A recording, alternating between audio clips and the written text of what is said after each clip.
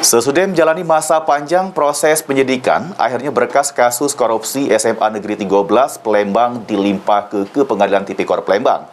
Atas nama tersangka Zainab, mantan kepala sekolah SMA 13 Palembang, juru penyidikan tersangka berstatus tahanan kota. Pecah inilah proses pelimpahan berkas korupsi SMA 13 Palembang oleh tim Kejari Palembang ke Pengadilan Tipikor Palembang, di mana berkas atas nama tersangka Zainab, mantan kepala SMA 13 Palembang, diterima oleh Panitera Muda Tindak Pidana Korupsi Cecep Sudrajat. Berkas pun langsung diperiksa kelengkapannya, sudah dinyatakan lengkap, berkas pun bakal diproses untuk penunjukan majelis hakim sama jadwal hari sidang. Berkas perkara atas nama Zainab ya, SMA 13. SMA 13 dan sekarang masih proses registrasi di Panwar Tipikor dan Palembang. Biasanya kalau setelah lima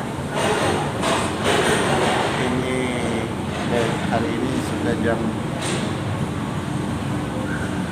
3, besok insya Allah besok siang sudah tahu jadwalnya dan tanggal sidang.